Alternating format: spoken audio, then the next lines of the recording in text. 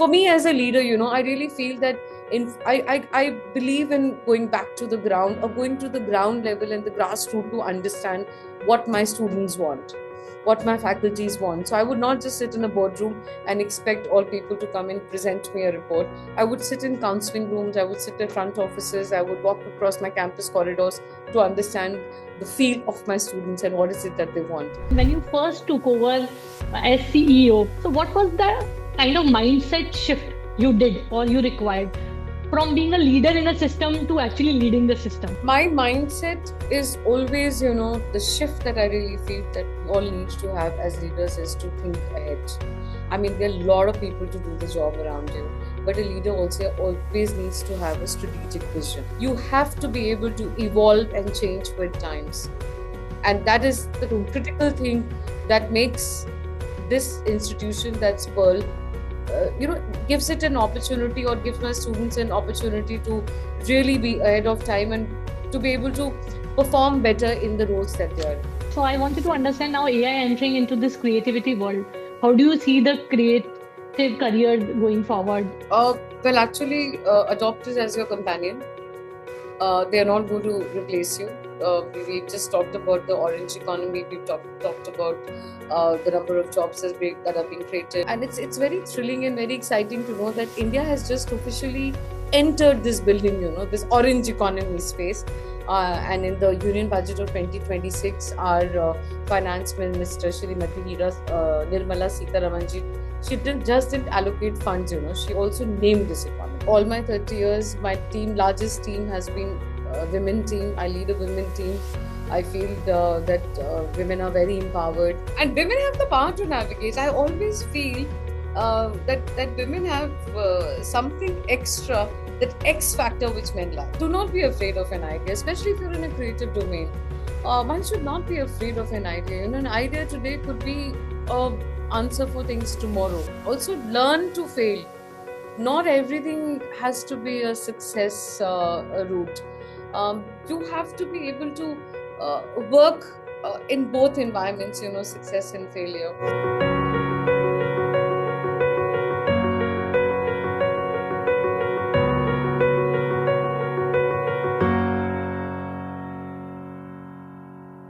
Hello, ma'am. Thank you so much for joining us today. Hi, Jyoti. It's a pleasure, completely. Thanks. So, ma'am, we would love to know that you have been associated with multiple roles, including leadership roles, since 1995. You have seen a lot of changes in education, in the design world, and the world itself. So, we wanted to know your perspective, like how this world has changed in last 3 decades, and how have you changed within yourself to, stay relevant and top of your game. So, that will be the first question we would like to start with. Okay, interesting, Jyoti. Yes, since I've been in the design education space, and also some part of my profile has been into retail and wellness and aviation sectors as well.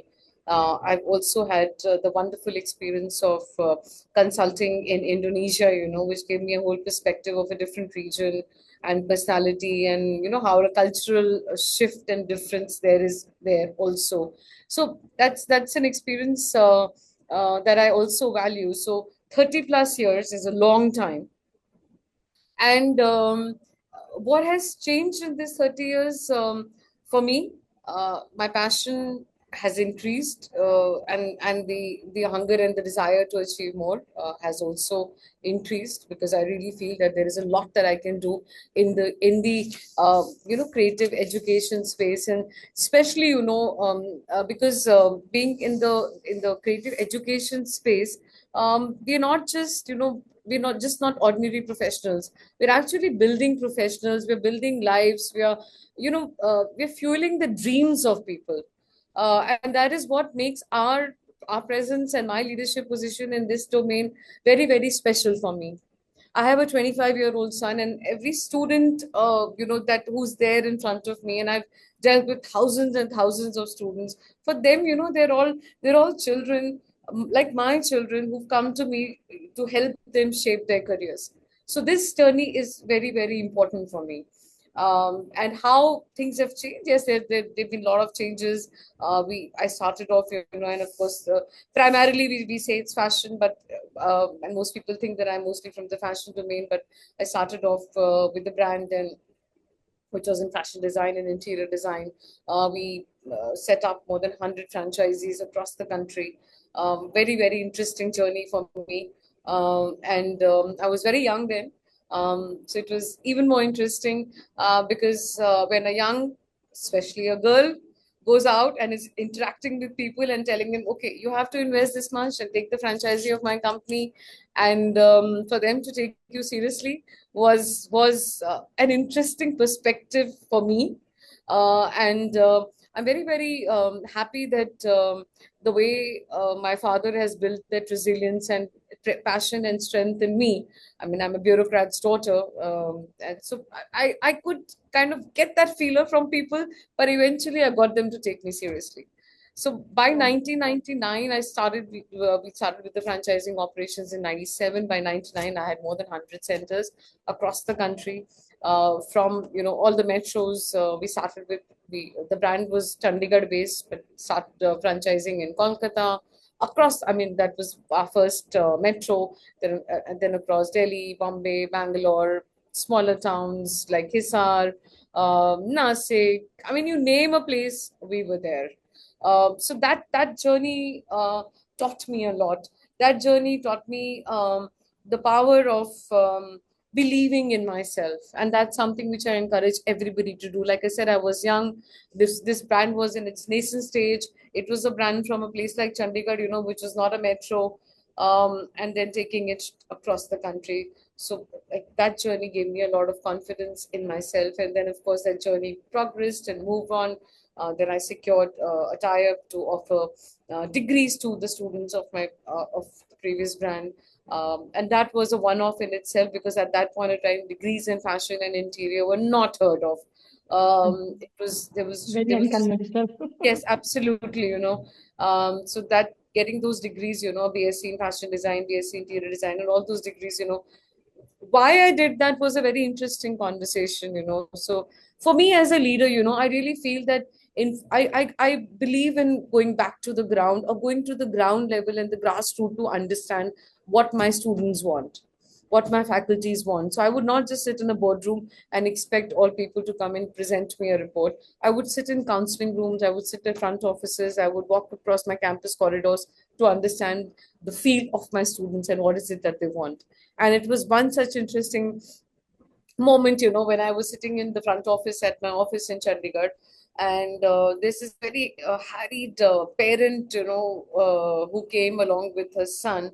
And the son was, of course, more communicative, and he was literally kind of, having a heated discussion with my counselor, saying that my sister comes here and studies throughout the day. How do you expect us to also study to get a degree? Because she comes to the college, then she has to go prepare her portfolios. She doesn't get time to study for her degree. And how do you think she's going to pass? And if she works there, then she will not be able to pass here. So that struck me, that of course we're all Indian parents. Of course, that time I didn't have a child, but we're all Indian parents. I also always thought, like, my father was very particular that a bachelor's is nothing. There has to be a master's. There has to be more education. So I just thought, yes, this is a challenge, and this is a bridge that I should figure a way out to cross or build for my students. So that's when the idea came to me. And we I mean, I did a lot of work, and we had a tie up with the university, because we were 100 plus units, so we had to kind of find a university that would offer courses across the country. So like I said, that's been an interesting journey. And then of course we took the brand global. We had centers across internationally as well. And then I also ventured into training for aviation, and also retail. I had a tie-up with Bharti Resources and Centum Learning, which is a unit of uh, the Bharti that we know of. And Mhm. we did some retail, then brand and wellness, because diet and wellness is very, very close to my heart. I felt, and I always feel that to be externally strong and beautiful and have a presence, your insides need to be really good. And that's, like I said, that's something I believed in always, the diet and wellness piece. So I wanted to do something for that. And then, of course, consulting with MAP, which is a brand in Indonesia. So they kind of they're the master retailers for all the major brands. So their portfolio ranges from sports like Adidas, Nike to Starbucks and then of course BCBG, Maximara, Zara, and all of those, the brand. And I consulted with them. And it was, like I said, a great learning experience for me. And that's been my journey till the time I joined Pearl in 2021. And again, that's been a life-changing experience for me. It's Pearl, honestly, the passion of the brand is just something which seeps into you very quickly. And till the time, it feels like a place that, that gives you joy, that gives you energy, that gives you a lot of happiness. And there's been no looking back. Wow. So this gives me a question. When you first took over as CEO or into the the like the president now or somebody who is leading the system. So what was the kind of mindset shift you did or you required from being a leader in a system to actually leading the system? So if you can take us through that. So, see, my mindset is always, to the shift that I really feel that we all need to have as leaders is to think ahead. I mean, there are a lot of people to do the job around you, but a leader also always needs to have a strategic vision. And that vision needs to be carved out of the environment around you. I can't be just sitting in my dream of 30 years ago and think that I'm going to be, making my students something. I have to understand the requirement of the time, the need of the hour, and ensure that my students who pass out, for example, the ones who are joining in 2026 will pass out in 2030. So they should have the necessary skills to be able to conquer the world then. So the shift is, of course, in engaging in working on a graduate profile that is required, 5 years or 4 years down the line. Like, for example, we work now for 2030. We've also at Pearl, we talk about a complete professional. We feel that every student who comes into Pearl is a complete professional. When I say complete professional, then the student has relevant knowledge of AI and how to use it to enhance their productivity, also human intelligence, empathy. Then we have a startup called Runway, that helps you in your incubation journey. And of course, globally, Pearl has always been, since the time of its inception, very globally connected. So that makes a complete professional. In fact, just a couple of weeks ago, we've had a collaboration with OpenAI, and through that collaboration, all the students and of course the faculty teams at Pearl will be working with OpenAI and understanding AI in its best form. So there are a lot of things, that you have to think ahead and ensure that, mostly if in an academic institute, and I'm not talking about industry here, Jyoti, because that's a different thing, but in an academic institute, adapting to change is not that easy.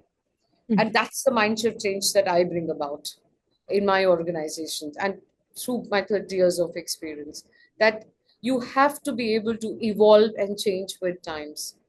And that is the True. critical thing that makes this institution, that's Pearl, gives it an opportunity, or gives my students an opportunity to really be ahead of time and to be able to perform better in the roles that they are in. In fact, Mhm. just a couple of years ago, that's in 2024, for the past 2 years now, we're also offering BDes and MDes degrees at Pearl Academy in collaboration with an institute of national importance. So institute of national importance is like the IITs, IIMs, NIFT, NID, so they can be across the country, and I have 5 campuses. So that institute of national importance is RGNIYT. And through this collaboration, we're also offering BDes and MDes degrees at Pearl. So that again, kind of institutionalizes what my students are doing. although our credits, our very own Pearl Academy credits have been recognized by premium international institutions in UK, in Europe, in Canada, Australia, for progression into their bachelor's and Mhm. master's. But Mhm. of course, the Indian degree is also important for Indian parents. So we are there with that as well. That has been there and looks like it will be there. Yeah, always, always. So, ma'am, we are talking about AI. So, I wanted to understand now AI entering into this creativity world. How do you see the creative careers going forward? Is it going to be more valuable, replaceable, like, or a student who will really build a career in this? I mean, the design and fashion industry or a media industry, or somebody who's just getting plays. Like, what should they do differently? Well, actually, adopt it as your companion. They are not going to replace you. We just talked about the orange economy. We've talked about the number of jobs that are being created. Our own finance minister has validated that, or has put India into the orange economy domain. So obviously, orange economy is the creative economy, and there will be a lot of jobs that will be created. And So would you if like you to share more about what is orange economy? can ask you a question. If what does the And color orange remind you of? What is the first vision a color orange bring to you? uh, I never thought of this. Okay, Uh, Maybe energy. something which amalgamate two things, maybe red and yellow or something. Okay, so technically, the color orange, of course, in our cultural imagination, has always meant the color of energy.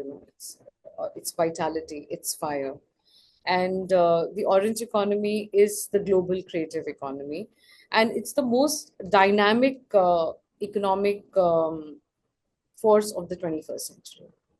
And that's according to the World Bank. Now I'm just reading out a couple of figures for you. According to the World Bank, it already accounts for 6.2% of the global GDP, and the global creative economy is approaching $1 trillion in value. It is the economy of imagination, of intellectual capital, of culture converted into commerce.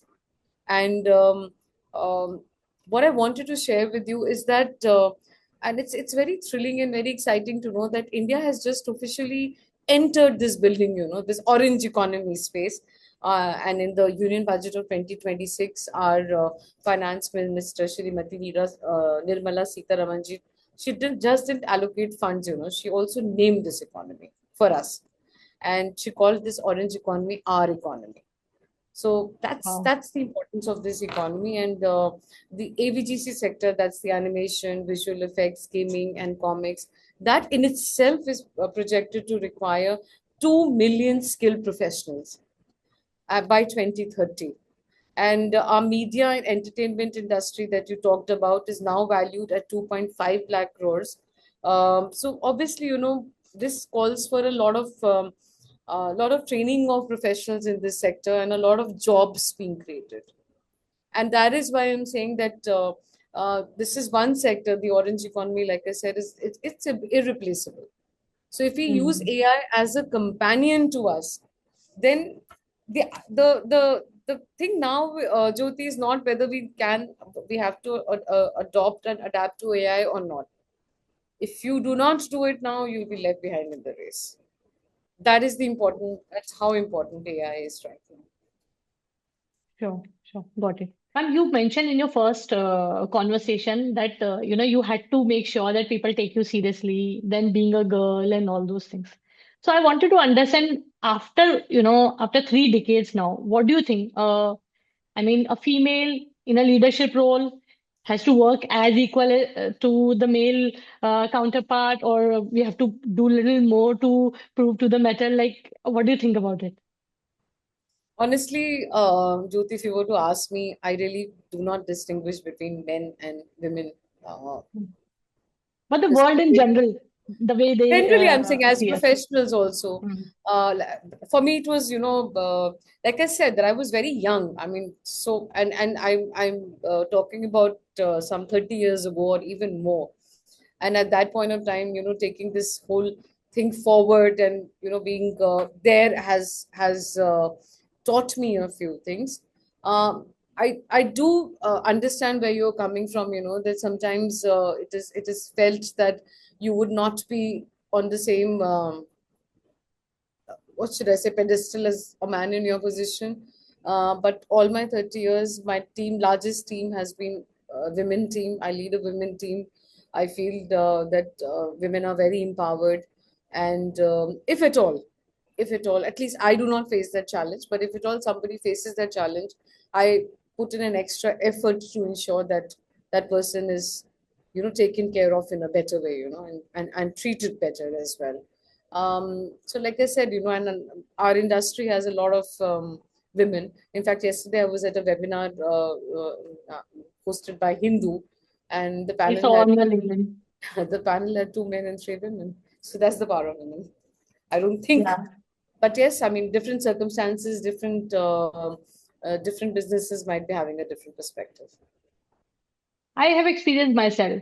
Since academic has more of women all around, and I am a sales professional in business development. I have seen more of males in my, so whenever I had a team, 80% were male, or maybe more. So that was something I did face personally back in 2013, 14 when I was working for different organizations. Yeah. But yes, one had to navigate. Yes, absolutely. And women have the power to navigate. I always feel that women have something extra, that X factor which men lack. I mean, the empathy that we own, and I'm sure the men listening to this podcast might not like what I'm saying, but the way a women leader, deals and navigates situation with empathy, courage, and persistence, probably a male colleague might not be able to do that. But again, I would I do love to not hear want to sit a judgment here.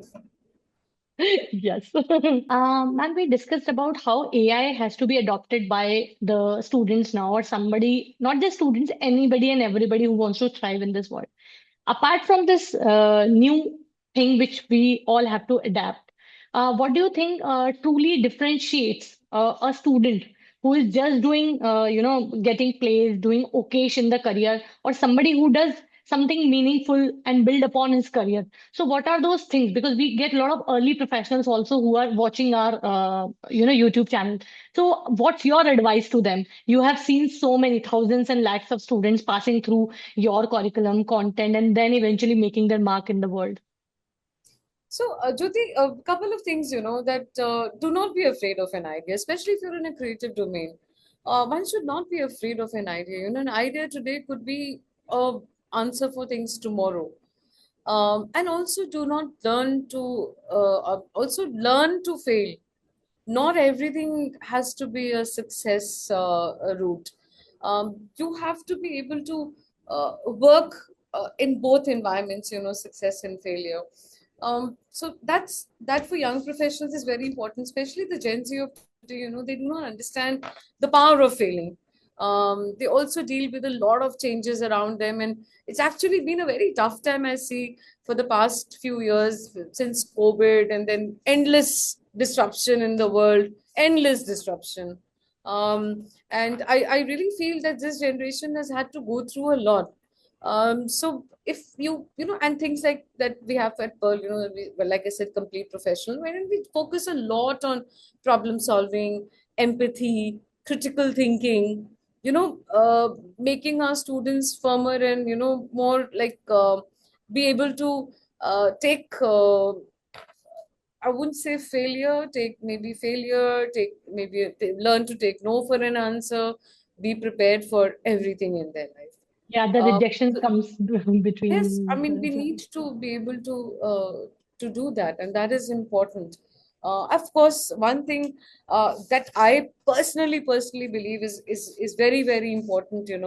Is passion. For me, it's always sits in my head in caps. Whenever I have done something, and I always do things with a lot of passion. I attribute a lot of where I am today to that passion. But of course, with passion, there has to be planning. With planning, you have to have the right industry wherein you're working, and you have to have the right people around you. And like I said, the ability to change and evolve with the time. Wow, thank you. Ma'am, I have one last question. Yeah. We have often seen there is a gap what is being taught and what the industry demands. It's in higher education also. It's in the the primary schooling also. Sometimes we have seen that like uh, maybe school till school level. I don't know. I have seen people giving opinion that till school skill level it is still fine, but after the school level, which is higher education, and then the master's level education, there are a lot of gap which is seen across the country, not just in any specific. So if you have to rewrite everything, or if you have to do things from scratch, and is there anything you would like to remove completely from the system, like how the higher education landscape should look like?